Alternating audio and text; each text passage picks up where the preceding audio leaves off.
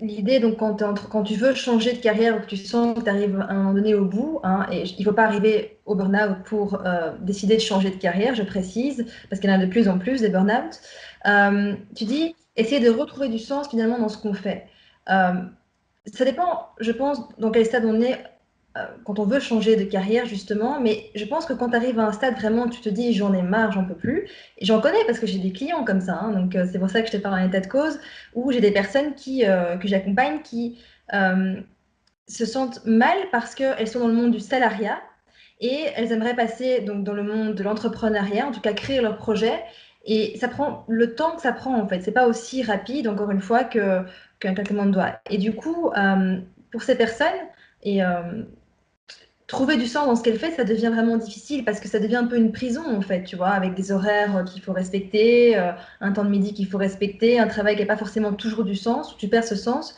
Donc, et ça peut amener vraiment à la déprime profonde finalement. Je vois des gens qui sont vraiment déprimés en fait de vivre cette situation et qui savent plus vraiment quel choix prendre à la fin parce que voilà, elles ont ce projet-là en tête, mais c'est trop dur en fait. Donc, est-ce que malgré tout, quand tu te sens à ce point-là dans ton travail, c'est pas mieux de finalement de quitter ton travail malgré tout et de trouver des solutions alternatives plutôt que de rester un peu entre deux comme ça pendant peut-être quelques mois, quelques années, le temps que ça prenne, où ça peut devenir extrêmement compliqué, quoi.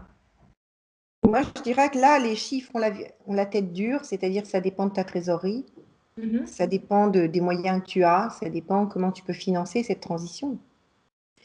C'est sûr.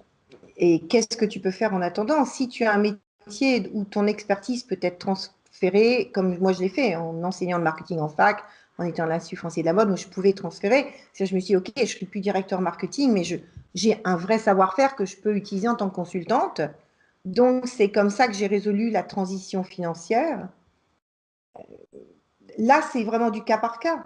Il n'y a pas De recette miracle. Non, il n'y a pas de recette miracle. Tout dépend. Après, je pense que savoir remettre de la lumière là où on est, c'est un travail intérieur.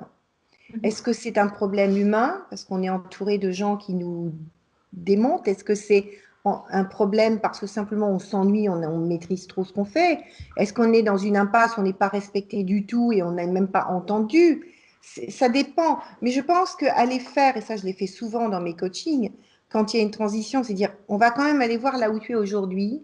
Ce qui te remplit, on va faire comme si on faisait un tableau, tu vois, à gauche qui vraiment me sort par les yeux, j'en veux plus, et là où je peux trouver du positif avec une option d'ouverture.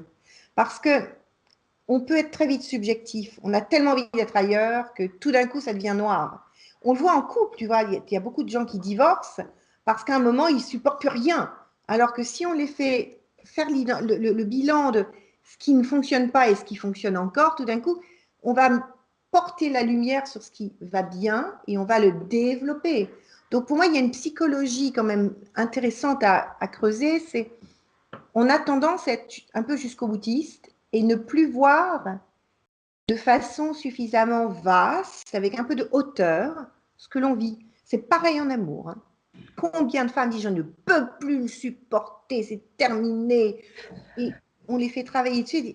Et tout d'un coup, il y a quelque chose qui se pose. J'en ai plein dans mes programmes sur réveiller l'amoureuse en vous. Et c'est magnifique, quoi.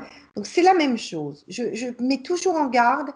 Est-ce que objectivement tout est dans le rouge ou est-ce qu'une fois que vous avez bien déposé tout ce qui est dans le rouge, on peut aller creuser un petit peu du côté du vert? C'est Qu'est-ce ça. qu'il peut y avoir? Et là, on trouve des tas de ressources. C'est Mais ça. ça, on ne peut pas le faire seul. Là aussi, on ne peut pas le faire seul parce qu'on ne peut pas être à la fois son propre coach et son coaché, on ne peut pas être son miroir. Tu vois, on a D'accord. besoin d'aide. Hein. C'est essentiel. Ouais, là. Oui, tu as tout à fait raison avec ça. On a vraiment besoin d'être accompagné. Euh, Dans l'idéal, c'est d'avoir un coach parce que c'est une personne qui va justement t'aider à atteindre l'objectif. Maintenant, ça peut être aussi un ami qui a des compétences en particulier, comme ça pourrait être un mentor, comme c'est pas forcément un coach, mais c'est vrai que ça aide énormément.